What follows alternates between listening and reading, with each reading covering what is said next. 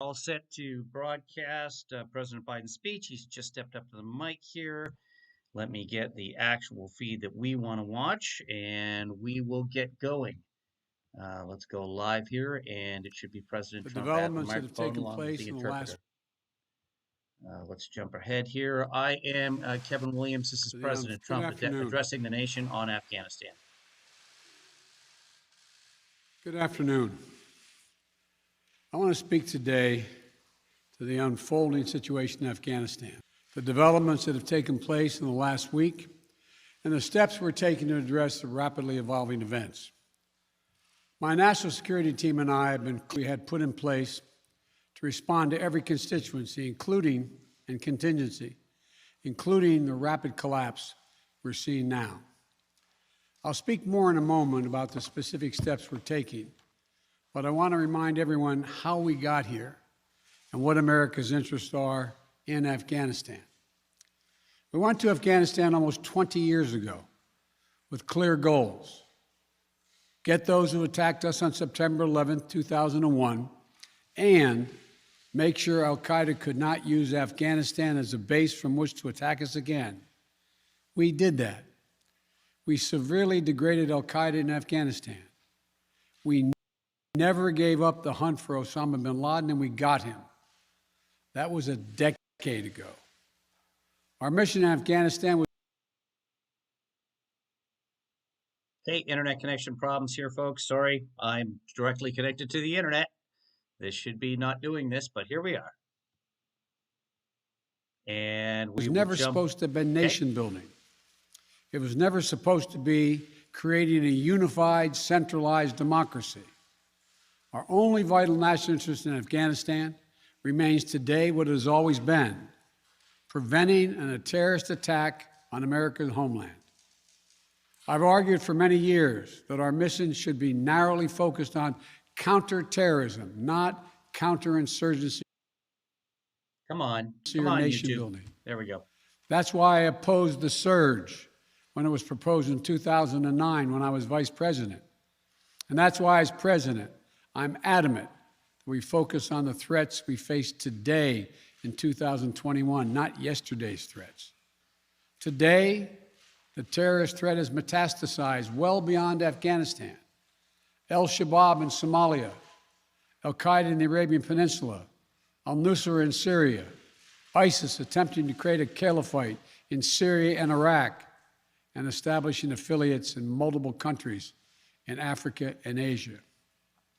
These threats warrant our attention and our resources. We conduct effective counterterrorism missions against terrorist groups in multiple countries where we don't have permanent military presence. If necessary, we'll do the same in Afghanistan. We've developed counterterrorism over-the-horizon capability that will allow us to keep our eyes firmly fixed on the direct threats to the United States in the region and act quickly and decisively if needed. When I came into office, I inherited a deal that President Trump negotiated with the Taliban. Under his agreement, U.S. forces would be out of Afghanistan by May 1, 2021, just a little over 3 months after I took office. U.S. forces had already drawn down during the Trump administration from roughly 15,500 American forces to 2,500 troops in country. And the Taliban was at its strongest militarily since 2001. The choice I had to make as your president was either to follow through on that agreement or be prepared to go back to fighting the Taliban in the middle of the spring fighting season. There would have been no ceasefire after May 1. There was no agreement protecting our forces after May 1. There was no status quo of stability without American casualties after May 1. There was only the cold reality of either following through on the agreement to withdraw our forces or escalating the conflict and sending thousands more American troops back into combat in Afghanistan, lurching into the third decade of conflict. I stand squarely behind my decision. After 20 years, I've learned the hard way that there was never a good time to withdraw U.S. forces. That's why we're still there. We were clear-eyed about the risks. We planned for every contingency, but I always promised the American people that I will be straight with you. The truth is, this did unfold more quickly than we had anticipated. So what's happened? Afghanistan political leaders gave up and fled the country. The Afghan military collapsed, sometime without trying to fight. If anything, the developments of the past week reinforced that ending U.S. military involvement in Afghanistan now was the right decision. American troops cannot and should not be fighting in a war and dying in a war that Afghan forces are not. Sorry, folks, we're having all kinds of hopefully temporary technical difficulties. I hope someone is still here. And if not, this is available on so many other feeds, and I do encourage you to watch. Not willing to fight for themselves. Okay, the chat just kicked in. The point that Biden is making is that the Afghanistani army, everything just disappeared. It turns out the people making very little wages in a country where young men are unemployed at a ratio of somewhere to 30, 50%. There's no stats that they just wanted a paycheck for a while. But as soon as Trump handed the government over to the Taliban, they're like, well, if the Americans aren't going to back us up, I'm not going to die for this, especially not against an organization that has told us that they will hunt down everyone I love and kill them. Yeah, here you go. There's a gun. I'm out of here. We spent over $1 trillion. We trained and equipped an Afghan military force with some 300,000 strong, incredibly well equipped, a force larger in size than the militaries of many of our NATO allies. We gave them every tool they could need. We paid their salaries, provided for the maintenance of their Air Force. It was good money while they could get it. Something the Taliban doesn't have. Taliban does not have an Air Force. Well, they do now. We provided close air support. We gave them every chance to determine their own future. What we could not provide them was the will to fight for that future. There's some very brave and capable Afghan special forces units and soldiers. But if Afghanistan is unable to mount any real resistance to the Taliban now, there is no chance that 1 year, 1 more year, 5 more years, or 20 more years of U.S. military boots on the ground would have made any difference. What Biden should be stressing here is that we got out without a single American loss of life. America is now out of Afghanistan after 20 years, and not a single American life was lost during the withdrawal. That's what he should be emphasizing. Here's what I believe to my core.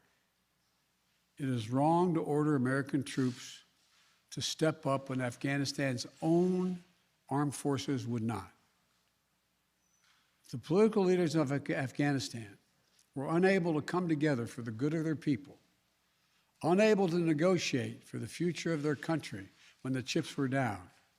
They would never have done so while U.S. troops remained in Afghanistan, bearing the brunt of the fighting for them. And our true strategic competitors, China and Russia, would love nothing more than the United States to continue to funnel billions of dollars in resources and attention into stabilizing Afghanistan indefinitely. When I hosted President Ghani and Chairman Abdullah at the White House in June, and again when I spoke by phone to Ghani in July, we had very frank conversations. We talked about how Afghanistan should prepare to fight their civil wars after the U.S. military departed, to clean up the corruption in government so the government could function for the Afghan people. We talked extensively about the need for Afghan leaders to unite politically, They fail to do any of that. I also urge them to engage in diplomacy, to seek a political settlement with the Taliban. This advice was flatly refused. Mr. Ghani insisted the Afghan forces would fight, but obviously he was wrong. So I'm left again to ask of those who argue that we should stay, how many more generations of America's daughters and sons would you have me send to fight Afghanistan's civil war when Afghan troops will not? How many more lives, American lives, is it worth? How many endless rows of headstones at Arlington National Cemetery? I'm clear on my answer. I will not repeat the mistakes we've made in the past. Mistake of staying and fighting indefinitely in a conflict that is not in the national interest of the United States, of doubling down on a civil war in a foreign country, of attempting to remake a country through the endless military deployments of U.S. forces. Those are the mistakes we cannot continue to repeat because we have significant vital interest in the world that we cannot afford to ignore. I also want to acknowledge how painful this is to so many of us. The scenes we're seeing in Afghanistan, they're gut-wrenching, particularly for our veterans, our diplomats, humanitarian workers, for anyone who has spent time on the ground working to support the Afghan people, for those who have lost loved ones in Afghanistan, and for Americans who have fought and served in the country, serve our country in Afghanistan. Is he going to mention the translators? Is he going to mention all the people who helped out the Americans? Afghanistan. This is deeply, deeply personal. It is for me as well. Is he going to mention negotiating with the Taliban to get those people out of there? I've worked on these issues as long as anyone. I've been throughout Afghanistan during this war, while the war was going on, from Kabul to Kandahar to the Kunar Valley. I've traveled there on 4 different occasions. I met with the people. I've spoken to the leaders. I spent time with our troops. And I came to understand firsthand what was and was not possible in Afghanistan. So now we're focused on what is possible. We will continue to support the Afghan people. We will lead with our diplomacy, our international influence, and our humanitarian aid. We'll continue to push for regional diplomacy and engagement to prevent violence and instability. We'll continue to speak out for the basic rights of the Afghan people, of women and girls, just as we speak out all over the world. Disappointing. I've been clear. We're going to speak human rights out. Must be the center of our foreign policy. All right. Not the periphery. But the way to do it is not through endless military deployments. It's with our diplomacy, our economic tools, and rallying the world to join us. What about our allies in Afghanistan? Let me lay out the current mission in Afghanistan. Please. I was asked to authorize, and I did, 6,000 U.S. troops to deploy to Afghanistan for the purpose of assisting in the departure of U.S. and allied civilian personnel from Afghanistan and to evacuate our Afghan allies and vulnerable Afghans to safety outside of Afghanistan. Our troops are working to secure the airfield and to ensure continued operation of both the civilian and military flights. We're taking over air traffic control. We have safely shut down our embassy and transferred our diplomats. Our diplomatic presence is now consolidated at the airport as well. Over the coming days, we intend to transport out thousands of American citizens who have been living and working in Afghanistan. We'll also continue to support the safe departure of civilian personnel, the civilian personnel of our allies who are still serving in Afghanistan. Operation Allies Refugee, which I announced back in July, has already moved 2,000 Afghans who are eligible for special immigration visas and their families to the United States. In the coming days, the U.S. military will provide assistance to move more SIV-eligible Afghans and their families out of Afghanistan. We're also expanding refugee access to cover other vulnerable Afghans who worked for our embassy. U.S. non-governmental agencies or U.S. non-governmental organizations and Afghans who otherwise are at great risk, and U.S. news agencies. I know there are concerns about why we did not begin evacuating Afghans civilians sooner. Yes. Part of the answer is some of the Afghans did not want to leave earlier, still hopeful for their country. That's And not part of an it answer. because the Afghan government and its supporters discouraged us from organizing a mass exodus to avoid triggering, as they said, a crisis of confidence. How'd that work out? American troops are performing this mission as professionally and as effectively as they always do, but it is not without risks. As we carry out this departure, we have made it clear to the Taliban, if they attack our personnel or disrupt our operation, the U.S. presence will be swift and the response will be swift and forceful. We will defend our people with devastating force if necessary. Then why didn't you surround the Our city? current military mission will be short in time, limited in scope, and focused in its objectives. Dude, civilians Get our broke into people the airport. and our allies as safely as quickly as Civilians possible. overtook the airport. And once we have completed this mission, we will conclude our military withdrawal. We will end America's longest war after 20 long years of bloodshed. The events we're seeing now are sadly proof that no amount of military force would ever deliver a stable, united, secure Afghanistan, as known in history as the graveyard of empires. What's happening now could just as easily happen 5 years ago or 15 years in the future. We have to be honest. Our mission in Afghanistan has taken many missteps, made many missteps over the past 2 decades. I'm now the 4th American president to preside over war in Afghanistan, 2 Democrats and 2 Republicans. I will not pass this responsibility on to a 5th president.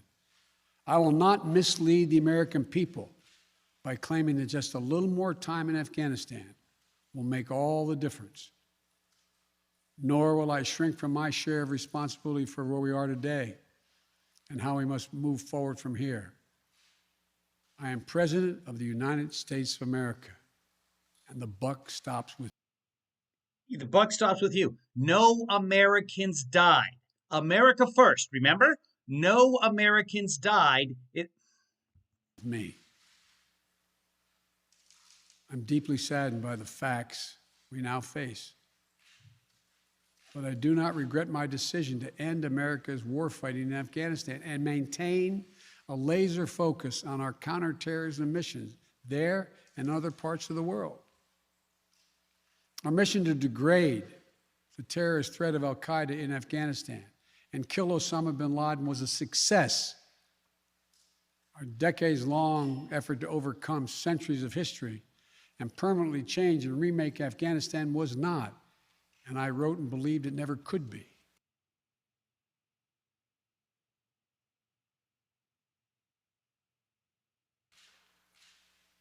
I cannot and will not ask our troops to fight on endlessly in another country's civil war. Okay, internet issues. Sorry, folks. Taking casualties, suffering life-shattering. Oh, for goodness sake. I'm going to lower the resolution. Leaving families broken by grief and loss. Stop it. This is not in our national security interest. It is not what the American people want. It is not what our troops, who have sacrificed so much over the past 2 decades, deserve. It is not what the American people want. It is not the deal that the previous administration negotiated with the Taliban. Throw that in there. Who's writing this for him? made a commitment to the American people when I ran for president that I would bring America's military involvement in Afghanistan to an end. While it's been hard and messy, and yes, far from perfect, they're going to catch on that word, messy. And Biden calls it, I don't know, messy. Honored that commitment. More importantly, I made a commitment to the brave men and women who serve this nation that I wasn't going to ask them to continue to risk their lives in a military action that should have ended long ago. Our leaders did that in Vietnam when I got here as a young man. I will not do it in Afghanistan.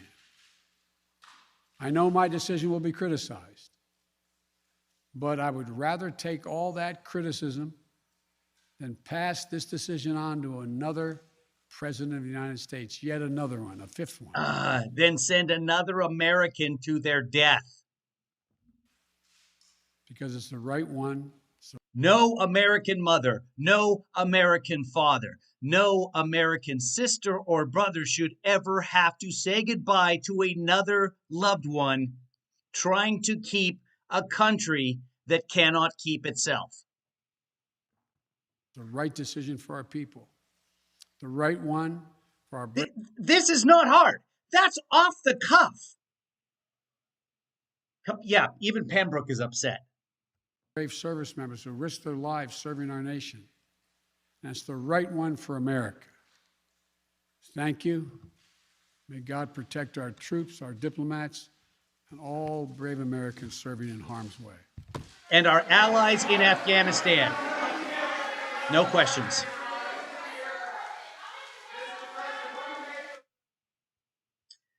All right, that was it. What a complete cluster.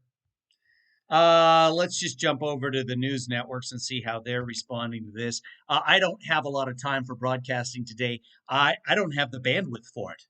No, literally, I don't have.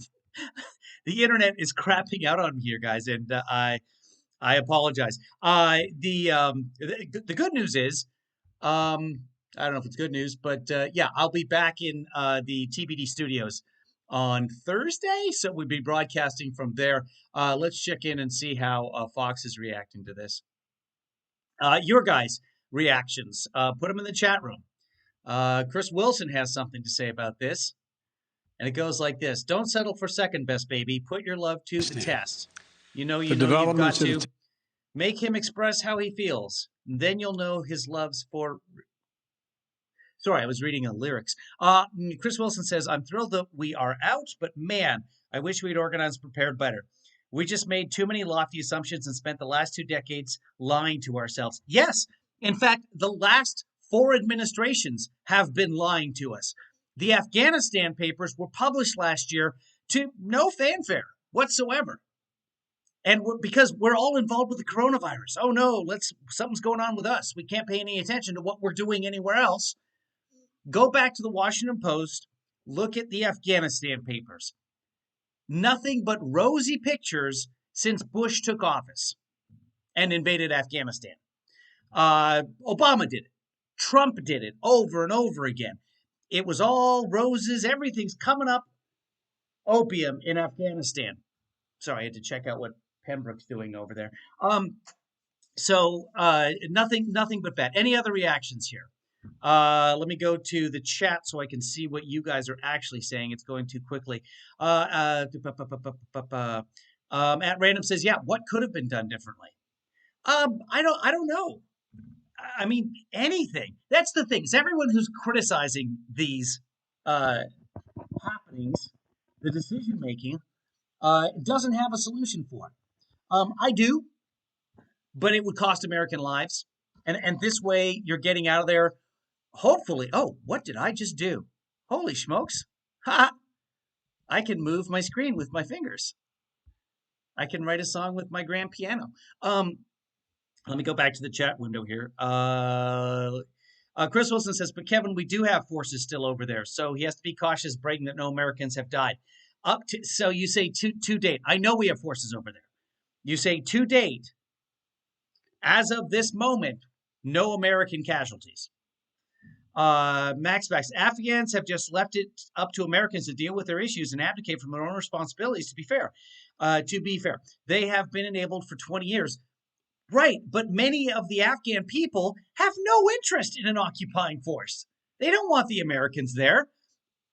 My backdrop is going nuts. I don't know what's happening back here. Stop. Okay, I think I fixed it. Never get involved in a land war in Asia. Kentucky Fried Tofu says, as a vet, my biggest complaint is how much was left behind in working order. It would have ruined the vehicles. I would have ruined the vehicles before leaving them for the enemy. Excellent point. We gave the Afghans an air force. Now the Taliban have an air force. Our biggest advantage over the Taliban is that we had an air war. They did not. All they had is ground forces. Now they have access to American munitions in the sky. We have drones. If you remember, just a couple of weeks ago, the Taliban were advancing. There were some attacks. We sent in a couple of drone strikes. Didn't really stop anything. Plus, we are handicapped by the way that we fight wars now. We handcuff the people flying the drones so that, hey, if there's civilians nearby, you do not engage. And the Taliban, how do you tell them from the civilians? There's Taliban in this picture right here. Well, that guy's got a gun. He might be Taliban. This guy's standing there. This guy might be Taliban. This guy. Magical Text says, it has been 20 years now. I feel that this is the way of life in Afghanistan now, and it is so frightening for the people there. Yeah, it is. I am there, but for the grace of Allah. Let me come back to the chat, see if anybody else has things to say. Yeah, so basically, from the report, from Al Jazeera or the American networks or the BBC, the Canadian networks, the Afghan soldiers have just basically been laying down their rifles and running away. Because what else are you going to do? Fight? When you know that everyone in Afghanistan was paying attention last year when Pompeo was over there, signed and witnessed a peace agreement with the co-founder of the Taliban that Trump got out of jail in 2018, made a peace deal with them to put a cessation to the fighting, which is good. Nothing wrong with stopping the fighting. That's wonderful. But said basically, we'll stop attacking you and we'll give you back 5,000 prisoners and we're going to be leaving. And the Taliban said, great. We will install an Afghan regime, an Islamic regime.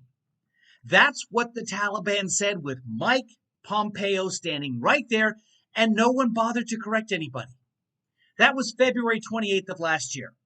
And by the end of August, middle of September, we had released 5,000 Taliban prisoners. Where do you think those prisoners are now? They're riding around American Humvees in Kabul. So yeah, everyone in Afghanistan knew this was going to happen. I've heard from countless military personnel who served in Afghanistan that said, yeah, we knew this was going to happen. Why did the administration not know this would happen so quickly? There were thoughts about it. There were, it could be 3 weeks. It could be a month. But what are you going to do? You're going to stay there forever? Same thing happened in Austria in 1938. Same thing happened in Vietnam. Same thing happens. It's hard to train a force and say, go ahead and do your thing when that force is made up of those regions. And there's the patriotism of, yay, freedom. It doesn't exist there. Not when the entire society is religion-based, and that religion is Sharia law. What is the Taliban or Sharia law? Does it suck for the people there? Yeah, but is it what some of the people there want? Yeah. Is it our job to go to other countries and say, listen, you're going to do things this way from now on? Apparently, it doesn't work well. Tom has an excellent point. The Taliban won't find any F-35 fighters. They're stealth. They're invisible. Good point. At Random says Trump admin drastically reduced refugee quotas instead. True. I don't know why in the signing of the agreement last year in February, we didn't immediately begin evacuating. If the plan was everyone's out by May, start it. Make that happen. It's so disappointing in so many ways. The Trump admin really screwed this up, and the Biden administration really screwed this up. We've been saying this for months now. Get everybody out. Oh, well, says Biden, it's going to start a mad panic. Oh, this is better. Much, much better. Chris Wilson says Taliban leader was in captivity and Trump agreed to release him. He is now the new president of Afghanistan. I don't know if he's officially president yet, but yes, basically that's a true story. Word gets out pretty fast. Yeah, I mean, they all have cell phones. They're all texting each other. The Taliban's coming. Let's bail. Max Back says, I would like to know where the Russians stand on all of this. Well, the Russians have had their time in Afghanistan. I don't know if the Russians, I think they've learned their lesson on Afghanistan. But yeah, they will be, they have some friends in the presidential palace in Afghanistan now. Ian says, did they use U.S. weapons to help them overcome these cities so quickly? Yes, absolutely. That's likely a U.S. weapon this gentleman's holding in the background right here. I'm not a weapons expert nor a munitions expert, but yes, other people who are have been spotting these weapons, especially because you don't want to be found with a gun.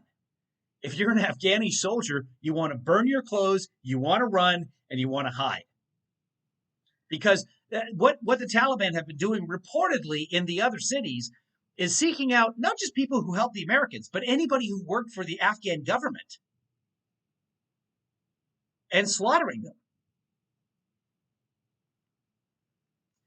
Remember, it was us who created this whole problem to begin with when the CIA helped bin Laden to fight the Russians because we were boycotting the Olympics in Moscow and then they boycotted the Olympics in LA. That was all over Afghanistan, folks.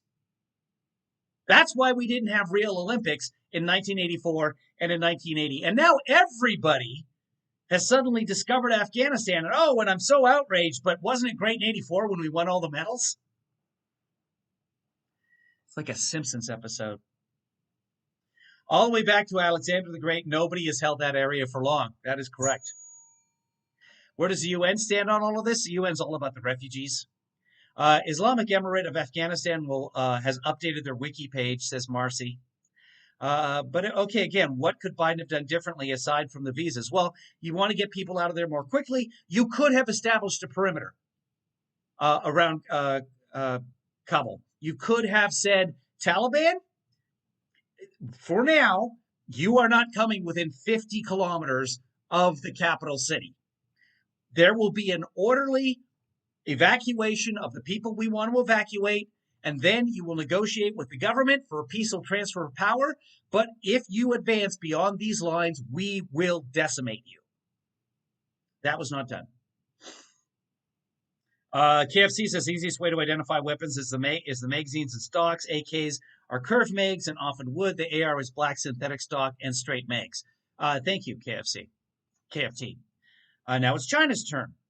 China's turn won't work out. Well, no, China will just invest. China's not going to send in their soldiers. China's just going to invest and reap the benefits. Afghanistan does have a few natural resources, one of them being opium. Ruth Ann says, I heard that Taliban is guarding the perimeter of the Russian embassy. Okay. This could be Russian-backed. But hopefully nobody is going to be invading this. Yeah, Charlie Wilson's War covers this. The movie with it was Tom Hanks, right, Chris? Maybe we should watch that for movie night on Friday. Anyway, kids, I got a ton of stuff to do today, so I think I'm going to end the broadcast here. So this answers the question, where's Biden? And, of course, the right will be criticizing him. But if it's not for this, it's going to be on his choice of ice cream. Like, it really doesn't make a difference. And in 2 weeks, honestly, America's not really going to care about this. It's around the other side of the world. We've been there for 20 years. The last election, not a single human being voted on Afghanistan. Both candidates in the last election were saying, we need to get out of Afghanistan. It wasn't anybody's platform.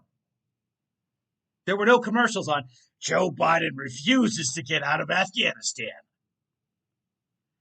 But the pictures of the planes taking off, being surrounded by civilians trying to grab on them, the pictures of Afghans falling off the military planes, devastating. Absolutely devastating. If you have a God, if you believe in Allah, if you're a follower of Jesus, whatever your prescription for pain, please say a prayer for the people in Afghanistan today. Ruth Ann says in 2 weeks, U.S. hospitals will be overrun with kids and COVID. Yeah, kids with COVID. Yeah, it is surging all over the place. I just saw, was it at random, just posted something about Washington is now in a spike surge. LA, 3,500 new cases yesterday. So hopefully those areas that have high vaccination rates will somehow outrun Delta in terms of hospitalizations. I don't know. I hope so. Hospitals in Florida already overrun. Pediatric units, no ICU beds available all across the South. There are other fish to fry. It's just, there's no good here. No positivity happening in Afghanistan and the evacuation of the Americans. That being said, the war in Afghanistan will soon be over. And for America, that's a positive thing. As I posted yesterday on Twitter, ask yourself this: how many times in your life have you ever run into anybody who said, man, we should still be in Vietnam? Never. Not once. Not once have I ever heard anybody in my entire life. Oh, we should have stayed longer. No, it was done. This war was done back in 2010, and for some reason, we surged. Sent in more soldiers in 2011. Vice President Harris and I just received a briefing from our economic team. Okay, hold on. And we remain in Very a rude once-in-a-century public health crisis. Hey, this is from January 22nd. I don't know why this started auto-playing, but there's YouTube for you. And the autoplay isn't even on. So there you go. A little bonus coverage here on the live stream. Okay, guys, I think I'm done for today. Hopefully join you tomorrow. And again, we will be back with internet connectivity. Now it goes green. Now my little internet, it knows that I'm shutting down. So the Spectrum internet here is like, hey, hold on. You got it. I'm working. All right, kids. Thanks for watching this with me. Anybody else? One final comment. Now that we've completely moved off of Afghanistan, we're talking about the coronavirus again. Oh no, Jessica, you just got a positive test. Is that what it is? Jessica, hopefully you are going to be fine. I believe you're vaccinated, if I'm remembering correctly, right? So everybody, again, if you're a sayer of prayers, say something for Jessica. I know we've got a little bit of delay with the internet today, but I just want to check in and confirm that's the case. Jessica, you've tested positive for coronavirus. Yes. And let us know how things go. We'll be checking in. So please try and join the broadcast if you're able, or update the people in the Twitter group if you are part of the Kevinly family Twitter group. Feels like a mild cold? Good. Let us hope that it remains for a couple of days that way. Actually, let's hope that in an hour you're fine. But let's hope that it never gets any worse than a mild cold, Jessica. Take yourself some Advil and get yourself as much sleep as you want. How's the smoke where I am, Larry? There's no smoke in LA. We've got the biggest wildfires in history in Northern California and nothing here.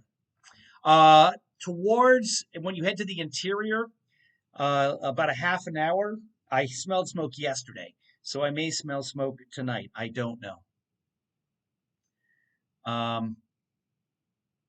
And the update from producer Joanna, she's pretty sure her garbage disposal is broken. Well, I know what I'll be doing later.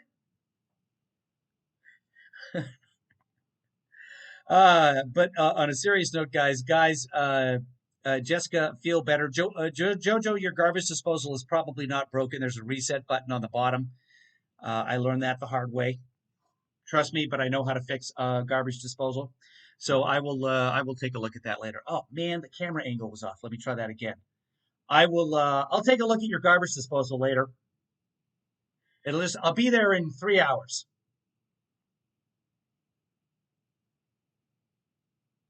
Max Fact says the smoke is totally brutal in Western Canada today. The smoke is brutal so many places. Welcome to global warming, people. We've had smoke for years. I remember smoke when I was a kid too, but it does seem to be worse. The scientists say that it is. I don't know. Anyway, speaking of smoke, poof, I'm out of here. By the way, the internet now is just streaming, screaming, streaming. And now, oh, it just went red. Okay, you knew I was talking about it. So guys, be good to each other, and um, most importantly, don't worry about being good to me. Say some prayers for people here in the United States, for people in Afghanistan, for people everywhere on the planet right now. It's a sad day.